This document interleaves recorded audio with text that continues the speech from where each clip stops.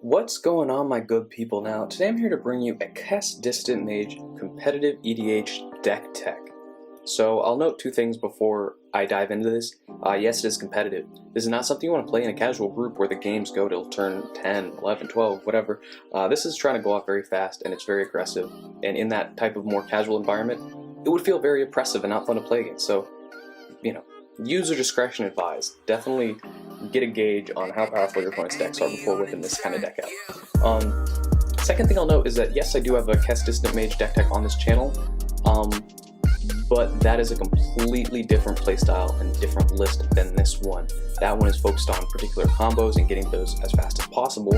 While this does have, I guess, combos in it, this is a storm list. So this is vastly different than the previous deck tech I've done. So, with those two things out of the way, let's dive right into Kess and then the deck list. So Kess Dissident Mage is a Grixis commander that costs one colorless, a blue, a black, and a red, coming with a human wizard body and flying. She also has a power of 3 and a toughness of 4. So that's on par for casting cost, definitely. The real important part though of Kess is that during each of your turns, she grants you the ability to cast one instant or sorcery card from your graveyard. But then if a card was cast this way and put in a graveyard this turn, exile it instead. So essentially what Kess does, worth noting, give all your instants and sorceries dual utility. This is insane because all of your tutors now can be used twice. All of your interactions that, maybe like a free counter spell, you're doing stuff on your turn you don't want to have stopped and then someone tries to counter it, you can cast that free counter spell out of your grave as long as you haven't used Kess's ability at that turn. So there's a lot of crazy good things that Kess grants dual utility to, because we do play essentially all instants and sorceries in this deck aside from the artifacts. I guess the last thing I'll note that is essentially kind of what I've been saying, but just more straightforward, is that Kess makes your hand size bigger, because instead of just the cards in your hand, you get card selection out of your graveyard for one additional card that you can cast instead of in your hand from your grave. So Kess is just nuts for all those reasons, and definitely has been one of my, if not my complete competitive favorite card recently over the last couple years to play with in a more competitive scene. Okay, let's dive into the deck tech. We're gonna start out we're gonna go through different categories of cards and go from the lowest CMCs up. We're gonna start out with cantrips. So Gataxian Probe, just being a free one for 2 life essentially, to draw a card, look at it opponent's hand. Need I explain? Some other ones that cost 1 mana flat would be Ponder, Brainstorm, Preordain, Sleight of Hand, and Opt. These are all neutral in card economy, so they essentially, for a card you get another card out of a selection of cards. So that's very good. 2 cards that we run that are essentially negs in card economy. They minus you in a card, but they grant you card selection, would be Frantic Search and Faithless Looting. Both still super strong, so don't get me wrong. Now on to the 2 drops, Tormenting Voice, Cathartic Reunion, Telling of Time, and Impulse. Again, we just want to filter our hand, make sure we're having the best cards in our hand possible, so these all get us there. And let us keep digging for the best cards. Oh, oops, one more, excuse me. Anticipate, again, just a 2-drop cantrip to look at the top 3 with this particular one, pick one of them, put it to our hand and the others to the bottom. Alright, the 1 3-drop that we run is Frantic Search. This draws us 2 discards too, so it has that negative card economy for card selection. But what's crazy about this is that it also untaps 3 lands. So it's a free spell, as well as, let's say we cast High Tide that turn and we have 3 islands out. It now all of a sudden is a ritual ability, so that's really good about this free type of spell. Onto actual card pluses. Cards that draw us more than just a card for a card, or card selection for minus a card, would be Windfall. This is just a super solid card, makes every player discard their hand and draw cards equal to the greatest number discarded this way. So this is really good just because for 3 mana we can just refill our whole hand as long as someone has a lot of cards in their hand, as well as if someone's tutoring, we can use this to kind of dump that card that they just tutored for out of their hand. Some other really good cards to play that are less immediate card advantage but slow burn card advantage would be Rhystic Study and Mystic Remora. This deck, while it is very aggressive, it if the table is very controlling, we can also play a control game. We run lots of counter magic to either protect ourselves from our opponents going off or protect our power plays. So these are really good because with these out, we can essentially just kind of grind our opponents out and keep plussing in card economy so that it's easy for us to interact. So those are all very good. That's the card draw that we run. Now onto, as I mentioned, Countermagic. So the two free counter spells we run be Pact of Negation and Mental Misstep. You could run Force of Will. I choose not to. For one, because it's expensive. Two, because it's 5 mana. That hurts off Ad Naz. We're running aggressively low CMCs in this deck so that Ad Naz can just have disgusting amounts of value. So I choose not to for those two reasons, but these are very good, just because they are free counter spells. On to some 1-drops. Dispel, counter instant card for 1 mana, really good. Flusterstorm, I think the best 1-drop counter spell we have. Red Elemental Blast, either counter a blue spell or destroy a blue permanent, super good. Swan Song, instant sorcery or enchantment. Spell Snare, counter a 2-drop spell, aka Flash Hold. That's a thing in competitive games, mind you. So those are all the 1-drops that we do choose to run. And for some 2-drops would be Negate, Arcane Denial, Muddle the Mixture. I'll mention something about Arcane Denial. You don't have to play it just because it does let the person who got their spell counter draw 2 cards the next upkeep. It also draws you a card at your next upkeep. So it actually is neutral in card economy because it replaces itself. So that's really good. And Muddle the Mixture counters an instant or sorcery card. Or for 3 mana, 2 blue and a colorless, you can pitch it to the grave and search out any 2-drop in your deck. So that's really good for that versatility, in my opinion, personally. So those are the counter spells that we do run in this deck. I think that the counter spells are very important to any competitive deck. I'm not a fan of decks that don't play that type of magic, at least in cEDH, just because, I mean, your opponents are trying to do broken things, you're trying to do broken things, you've got to have some way to stop that shit. So onto some bounce spells. We do run a slew of them. I'm gonna pull out a couple and then go over kind of what's going on with why these are so powerful. So Retract, Rebuild, Hurkyl's Recall, Chain of Vapor, and Paradoxical Outcome are all spells that, well, I'm going to pull out Retract and Paradoxical Outcome for now. We'll get back to these, but Hurkyl's Recall, Chain of Vapor, and Rebuild do some insane things. They double as interaction for our opponents, as well as ways that we can bounce our mana positive mana rocks to build our storm count and come out mana positive with when we recast them. So that versatility is just nuts with these cards. Retract and Paradoxical Outcome do have a little less versatility because they can't bounce our opponent's stuff. Retract bounces all of our artifacts for 1 mana, and then Paradoxical Outcome just bounces selectively non-land, non-token permanents we have to our hand, but then draws that many cards. So these are both very insane just because for 1 mana, it's really easy to come out mana positive and just boost our storm count with all of our mana positive rocks. With Retract, and Paradoxical Outcome selectively bounces them so we can like keep our Aetherflux Reservoir out, bounce 4, draw 4, recast those, boost our storm count. I mean, it's yeah, these are insane. So I would highly recommend these if you're running the mana positive mana rocks, just because these get so much value, boost your storm count, do so much for a storm deck. I guess one thing I want to note though actually about both of these is while they don't double for pseudo interaction with our opponents for their stuff, if our opponents are trying to remove our stuff, these can double as interaction to bounce our stuff and dodge that removal. So that is important to note, I would say. 2 other bounce spells that don't double as interaction for like bouncing our mana rocks would be Cyclonic Rift and Snap. Snap again costs 2 mana but untaps 2 lands, so if we high-tided that turn, this can come out mana positive and be like a ritual effect. And Psych Rift, I mean, do I need to explain? This just is insane. Basically, you need to have this in your deck for if you come up in a stacks meta, and all of a sudden the board's clogged up with a whole bunch of disgusting stacks pieces. Resolving an overloaded Cyclonic Rift at the end phase before your turn is essentially the make it or break the point of how you can win the game, so it's really important. Onto the tutors. Yes, tutors are so important in competitive EDH because you want to maximize your consistency, and these get you there. So we run Gamble, Personal Tutor, Vampiric, and Mystical Tutor. While Personal Tutor and Mystic Tutor are selective, and Gamble can potentially make you discard the card that you tutor for, I mean, these are all so important. So tutoring an instant or sorcery, this gets you Ad Naz. Tutoring a sorcery, this can get you another tutor, as well as some other cards that we do run, which you'll see in the deck list as we continue. Yeah, these are all super strong and really necessary. Gamble, again, it's less likely that you're going to discard the card that you tutor for as long as you have more than one other card in your hand, right? Then it's 50-50, but as long as you have 2 other cards in your hand, then it's 1/3 chance that you're going to discard that card or whatever. And if you've ad nauseam that turn, you have like 25 cards in your hand. I mean, come on, that's like 1/25 that you're going to actually discard that card. So the likelihood of this backfiring is very slim, although it still does sometimes. Don't mind.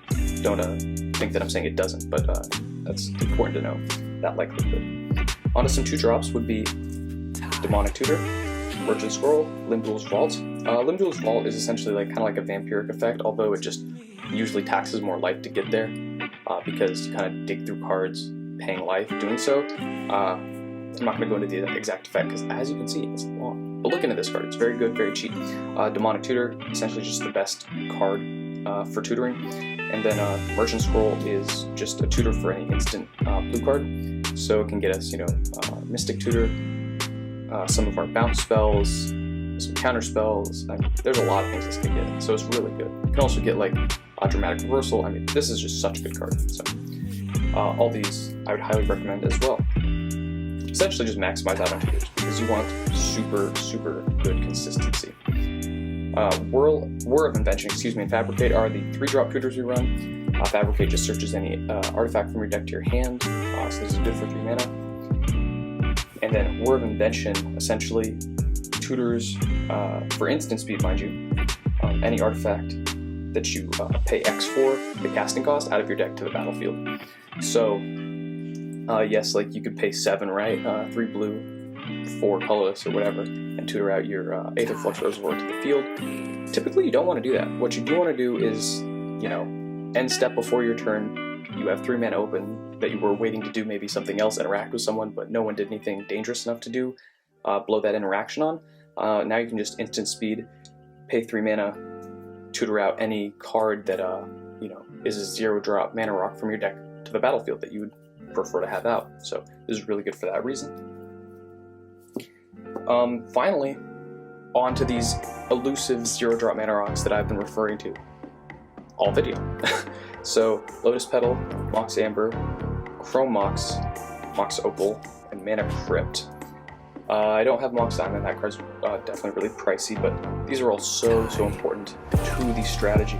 Lotus Petal, even just being a one-time effect for 1 mana additionally, is so good, worth running. Mox Amber, while it is contingent with having your commander out on the field, it's so good when it's working. Chrome Mox is typically the most consistent just because all you have to do is exile a non-artifact card and non-land card, non-artifact or non-land card, from your hand to let this tap for that card's colors. And then Mox Opal, it has Metalcraft, so you need 3 artifacts out, but I think 20% or so of our deck is artifacts, so it's very likely and very easy to make that live. Then Mana Crypt, I mean, my god, this card's a free soul ring. It's disgusting. So these are all so good, and with all those bounce spells,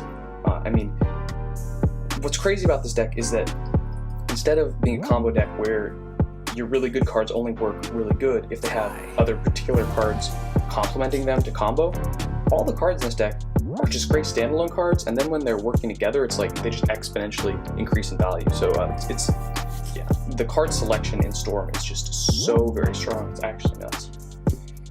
On to the 1-drops would be Soul Ring and Mana Vault. These just tap for more than 1 mana and they cost 1 mana. So those are very good.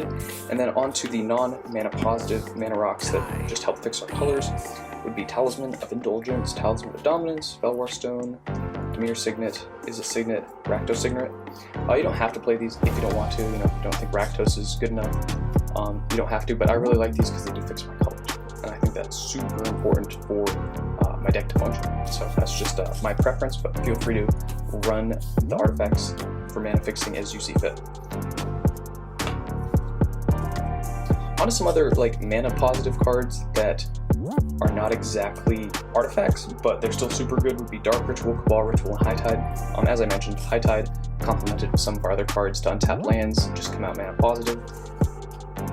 Cabal Ritual and Dark Ritual get us that surplus of mana, as well as making it super easy to cast ad nauseam. So if they make it easier to cast ad nauseam, we should probably run them. Helm of Awakening, it kind of fits in this category of like cards that give us pseudo mana without being like, you know, a mana rock. But this does so through decreasing our casting cost of spells by 1 generic mana. So that's really good, but it also is really dangerous because it does that to all spells, not just ours. So our opponents now all of a sudden have cheaper spells. We're helping everyone out. So typically you don't want to cast this unless you're storming out. So definitely word to the wise about when you actually deploy this particular piece of the deck. Onto some other just strong artifacts. Elixir of Immortality and Balteki. Balteki works good just to kind of double as like another artifact as well as a way to untap our mana rocks. Sometimes we're untapping like a particular color we need on our storm turn with this, or we're just untapping one of our like mana positive cards like Soul Ring, Mana Vault, Mana Crypt to kind of get us that additional colorless mana. And then this also of course works really good with Mana Vault because instead of having to pay for it or upkeep to untap, we can just pay 1 and tap this to untap it, so that's really good.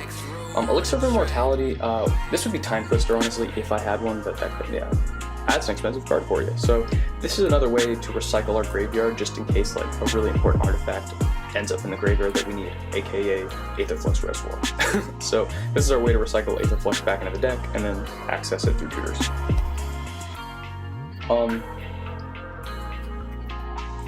The 2 cards that really make a storm deck, here they are. Ad Nauseam and Aetherflux Reservoir. Ad Nauseam, I'm going to read these cards just so that if anyone doesn't actually know what they do, I mean, you're watching Storm, so I bet you do, but just in case, Ad Nauseam is an instant spell that costs 3 colors, 2 black. It lets you reveal the top card of your library and put that card in your hand, but you lose life equal to its converted mana cost. You may repeat this process any number of times.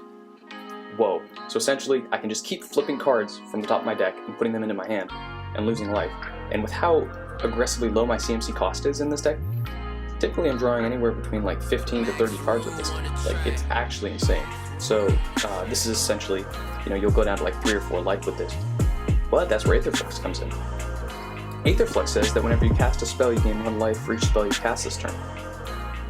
Whoa, so all of a sudden, if this is out, you're telling me that when I deploy all those mana rocks, tap them, bounce all the mana positive ones, recast them, I'm just boosting my storm count, gaining a whole bunch of life for free essentially, because I'm coming out mana positive on these interactions with bouncing my artifacts and then recasting them most of the time, as long as I don't just have like all signets obviously, but that's very rare. And then the win con part of Aetherflux, because the gaining the life is nice, but you know, we need something to do with it. The win con part is Aetherflux lets us pay 50 life to deal 50 damage to target creature or player. Yeah, we're going to be doing that to a player. So essentially what we do is we get up to like 20 storm, cast a couple things, get up to 150 life, or a little higher than 150 obviously, because we're going to pay 150 to just boom, boom, boom, deal 50 to each player. But yeah, this card's nuts, so good. And then the last couple cards that I'm going to mention is Dramatic Reversal, Icecrown Scepter. This is as long as you have artifacts that are tapping for 3 or more mana, this generates infinite mana, as well as being super good standalone cards. On our storm turn, if we have like a whole bunch of mana rocks out, we can just tap them all out, use 2 of that mana, untap them with Dramatic Reversal, and then we just gain our mana positive. And Icecrown Scepter is nuts because essentially we can just throw any 2-drop or lower instant card on here and use it every turn. So that could be a counter spell, that could be instant speed tutor like Merchant Scroll or Vampiric Tutor. Yeah, it could be a bounce spell. I mean, this card's actually so good. So again, right, these storm cards, while that is a particular combo that's like a backup combo, it's like those cards work so good on their own too that it's not even a detriment to the deck at all. Let's say that you have Dramatic Reversal and Icecrown Scepter out though, but you only have mana rocks tapping for 2 mana. If you have Soul Ring, what am I saying? If you have Sensei Divining Top out, all of a sudden you just draw your whole deck. Oh, that's Aetherflux Reservoir.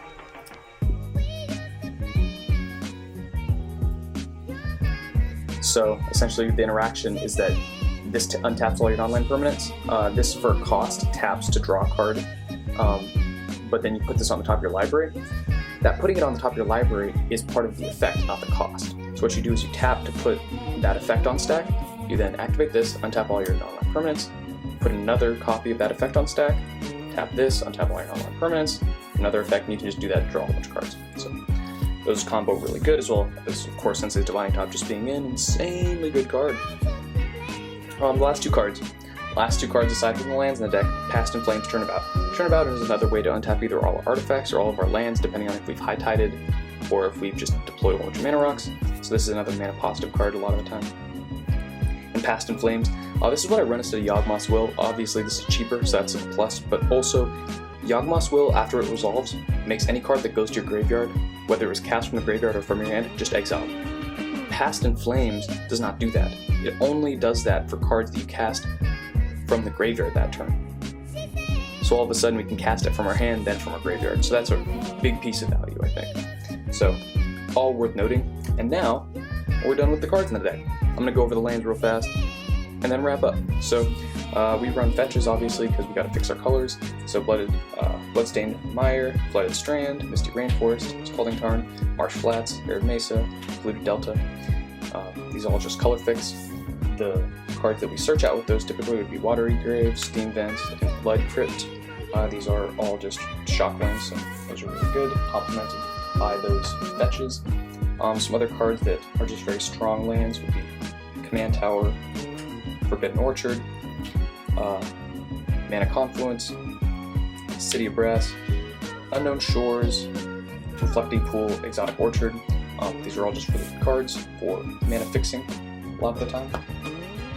The last two would be Shivan Reef, Underground River, either tapping for colors for free or shocking us for one to tap for one of these two colors that are on them. So those are all very good.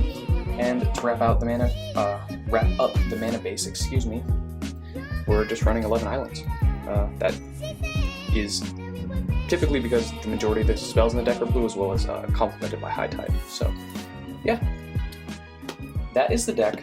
Let me know your guys' thoughts on this build. You know, give me any feedback, constructive criticism, ideas for other cards I could be running in the deck.